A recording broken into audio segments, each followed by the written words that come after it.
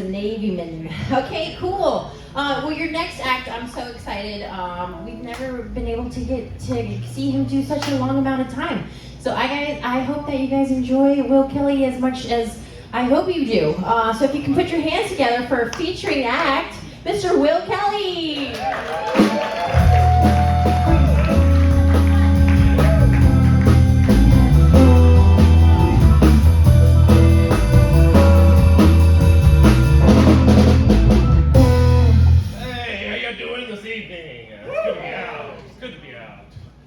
My name is Will. A little thing about me you might not know, I have 4 fingers on one of my hands. 4 fingers, was born that way.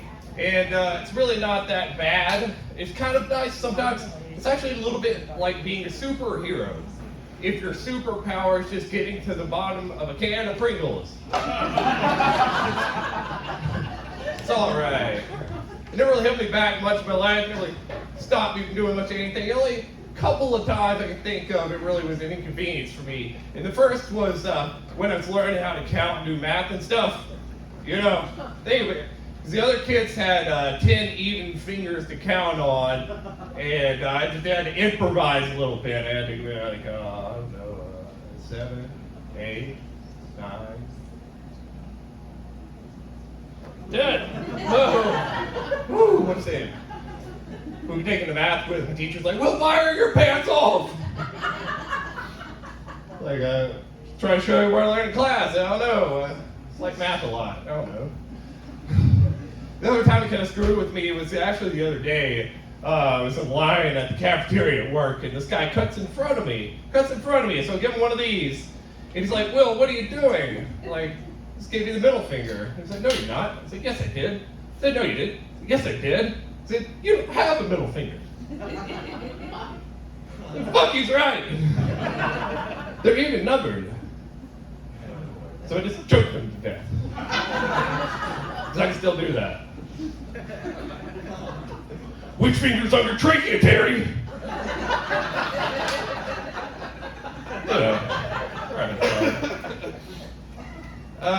It always made gloves awkward because I would always have this extra fabric hanging off. Everything always fit loose, and so it was a little bit of a problem. Then my wife did something nice. She cut the extra finger off and sewed the patch back on there, so it had a nice snug fit. And I thought that was a really nice thing to do until she offered to do the same thing for my condoms. I was like, that's not nice. And another good thing is my hands is always a little bit cleaner than the average guy's hands. You know, a little bit cleaner because, you know, for me, it's always 2 in the pink, and that's it.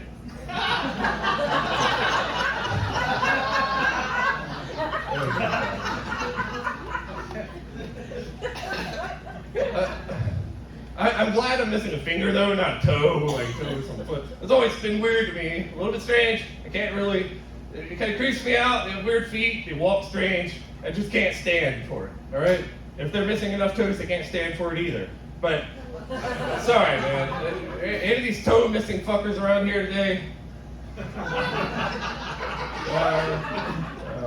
Listen, man. I'm sorry. It's not my fault. I'm lactose intolerant. That's more laughs than that joke deserves.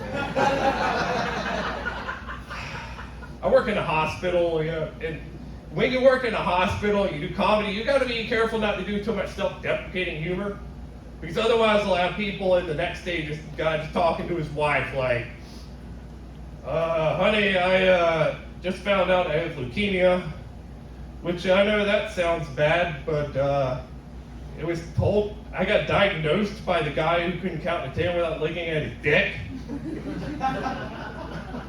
So I think we're getting a second opinion on that. Maybe a second hospital. Other thing is, let me say this while I'm up here. Just because I work in healthcare doesn't mean I like looking at nasty stuff. I don't need to. I don't have to. But I don't know, I still just have patients that'll just sit in the room the entire day just grunting like a bear trying to pass a kidney stone. "Oh, I gotta show this to the doctor." "No, you fucking don't." You're going to describe it to me. But what do you think I'm going to do? I'm going to look at it and be like, ah, yes. Yellow with streaks of red. Gryffindor.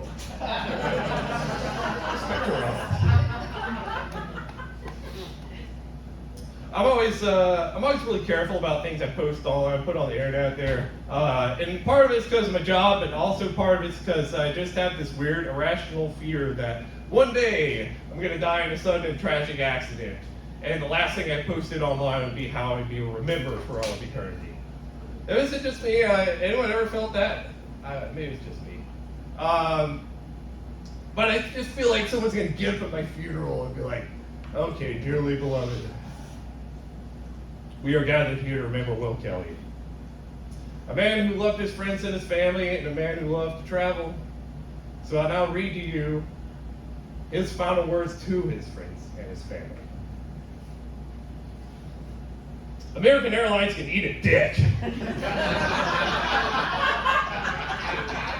We've been waiting for 3 hours for them to fix some bullshit in the plane. That's a kicker. At least he died doing what he loved. You ever heard that? People say that at least he died doing what he loved. And that's bullshit. And I know that because they never say that when someone almost dies. You know, there'll never be like a skier who got in a bad accident, and after that you're like, well, at least he became a quadriplegic doing something he loves, you know? I'd say he's in a better place right now, but I don't think a coma really counts as a place, so... It's all right. And funerals are expensive, you know that? You know, just to get it cremated is like $2,000. You know that? Did you also know that to rent a wood chipper from Home Depot is only like $200? I'm just saying. Just saying.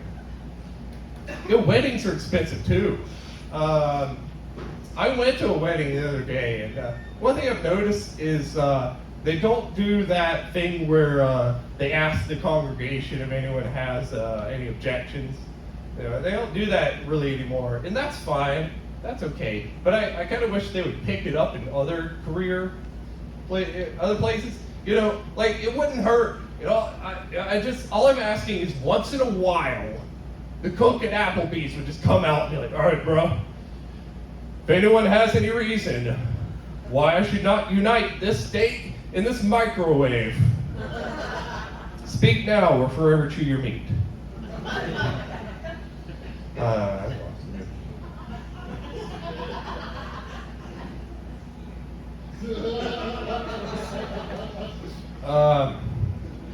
Expensive. My mom thinks I'm wasting money doing comedy.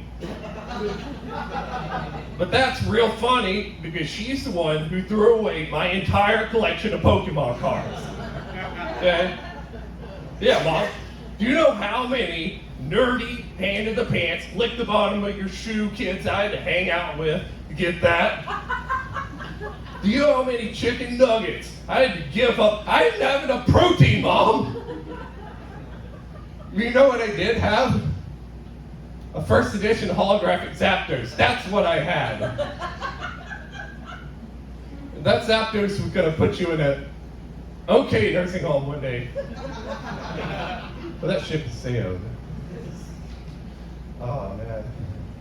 I can't wait until the summertime, man. I can't wait. It's my favorite. My favorite thing to do in the summertime is to go out to the beach, go out, stand in the ocean, and just pee. Right there, out in public, amongst everyone. You can do that. You can't do that anywhere. You can't pee your pants in public anywhere else. It's liberating. Have you ever done it? No. Have you ever sullied the waters of Myrtle Beach right next to your friend who's drinking a Bud Light Hard Seltzer? It's fucking amazing. You can't do it. You can't even pee in the woods anymore. I know. I tried. I was out there on a hike with my wife, and I had to go. I went to find a tree, and the whole time I was trying to go, she's like, Will, what are you doing? Will, someone's gonna see you. Will, we're in a Bass Pro Shop. We're not actually outside, just hanging. But in the ocean, it's amazing. I'll look you dead in the eye.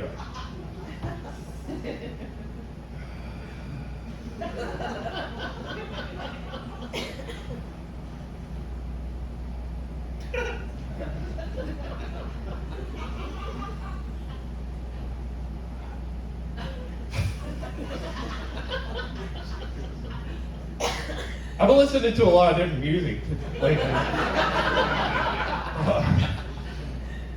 I listened to this song by Bruno Mars, the one where he's called Grenade, the one where he's like, I would catch a grenade for you, that song. And I would be like, if I were to find him one day, I'd be like, dude, I don't think you know how grenades work. This isn't dodgeball. You catch it and the lady you're with are still turning into bits. Right? But I thought some more and I was like, you know what, a grenade is really the ultimate handheld weapon. If you think about it, really. If I were to rob someone at gunpoint, I might get their cash, a credit card, if they don't pull a gun on me. But if I rob someone at grenade point, well, that's how you get a first edition holographic Zapdos. That's what I'm saying.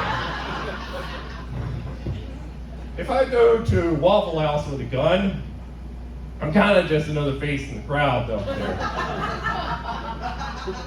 But if I go to Waffle House with a grenade, well, that's how they made me manager. Come visit us in Powdersville. We serve spaghetti now.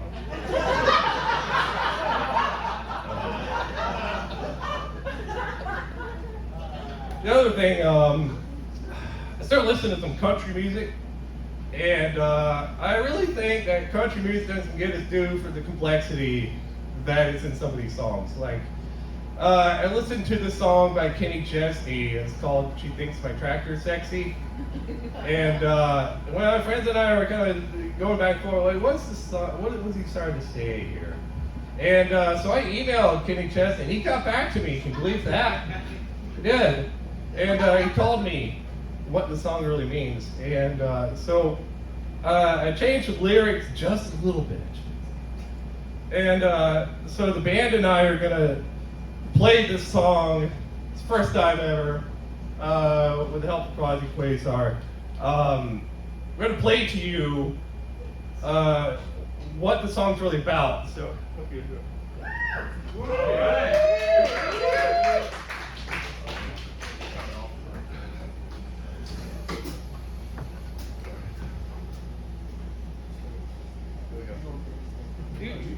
Oh, yeah, right.